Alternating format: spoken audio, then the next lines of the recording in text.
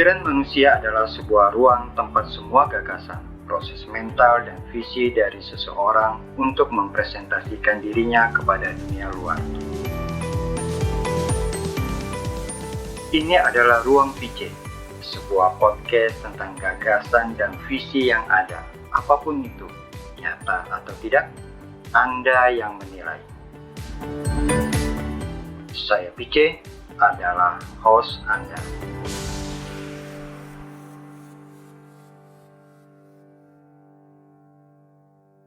Halo sahabat semua, apa kabar? Semoga kita semua selalu dalam keadaan baik. Salam jumpa dan selamat datang di podcast Ruang PC. Sejak awal kekristenan, ada banyak kebiasaan-kebiasaan dalam masyarakat yang mewarnai perkembangan dalam tradisi kekristenan. Ada sebuah pencampuran yang terkadang tidak berdimensi kekristenan, ritual-ritual yang tidak ada hubungannya dengan ajaran Kristen. Misalnya ada banyak kebiasaan-kebiasaan dalam perayaan Natal yang tidak ada kaitannya dengan ajaran Kristen, namun akhirnya diadopsi menjadi kebiasaan umum dalam merayakan Natal. Di zaman para rasul, Natal belum dirayakan, sehingga tidak ada warisan perayaan Natal dari para rasul.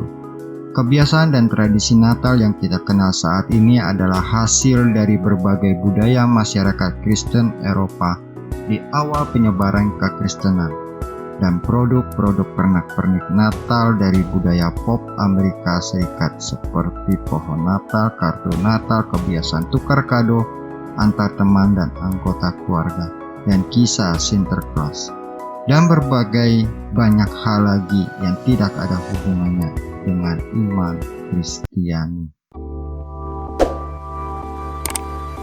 Sebelum kita lanjut, bagi teman-teman yang baru mampir di sini, podcast Ruang PC bisa diikuti di Anchor, Spotify, Radio Public Podcast, Case, Breaker, Overcast, dan di Google Podcast. Selain itu, sahabat semua juga bisa mengikutinya di kanal YouTube Ruang PC. Pohon terang atau pohon Natal. Bangsa Celtic kuno memakai pohon besar berwarna hijau yang tidak berubah warnanya dalam setiap musim, atau juga disebut dengan pohon jenis evergreen sebagai simbol kebaikan dan kemakmuran. Tetapi di Jermanlah yang pertama kali mempelopori pemakaian pohon cemara pada abad ke-16.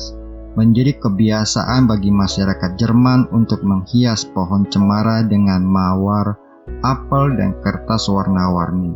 Martin Luther, seorang reformasi gereja, yang pertama kali menghiasi pohon Natal dengan lilin yang menirukan cahaya-cahaya bintang di langit. Hal itu diketahui oleh orang-orang dan akhirnya mulailah berkembang sampai ke Inggris pada abad ke-19 dan dibawa ke Amerika oleh para pendatang dari Inggris. Bunga mistletoe, hiasan rangkaian bunga di depan pintu atau yang digantung di atas bingkai pintu adalah simbol kesakralan atau sesuatu yang suci dan murni, berasal dari budaya Druid Celtic kuno. Kalau kita melihat gambar Celtic dari budaya Druid kuno, mereka selalu memakai bunga mistletoe di kepala mereka atau menjadikan hiasan di pintu-pintu rumah mereka yang diyakini mereka bisa menangkal sihir. Legenda Santa Claus. Kalau ditelusuri, maka kita akan menemukan seorang yang bernama Santo Nicholas yang lahir sekitar tahun 280 di Patara dekat Myra di Turki. Dia sangat terkenal karena kasihnya kepada anak-anak yang miskin dan gelandangan, dengan sekarung besar hadiah-hadiah yang dibagikan kepada anak-anak. Santo Nicholas digambarkan berjanggut putih panjang dan berpakaian warna merah, karena ia adalah seorang uskup. Lalu tradisi ini akhirnya diciptakan ulang oleh budaya pop Amerika sebagai pria tua berjanggut putih panjang dan gemuk yang akan membagikan hadiah ke anak-anak yang rajin dan baik. Sekarang makna Natal agak bergeser. Natal seharusnya menceritakan kelahiran Yesus Kristus. Merayakan Natal dengan mengikuti perayaan Ekaristi di gereja. bukan sekedar kumpul keluarga saja, makan dan tukar kado. Di mal-mal dipasang pohon Natal gambar Santa Claus untuk tujuan komersial tanpa memberi nuansa atau makna Natal itu sendiri, seperti membuat gua Natal, kandang domba, patung Yesus, Maria, Yosef, malaikat, dan para gembala yang adalah gambaran aslinya.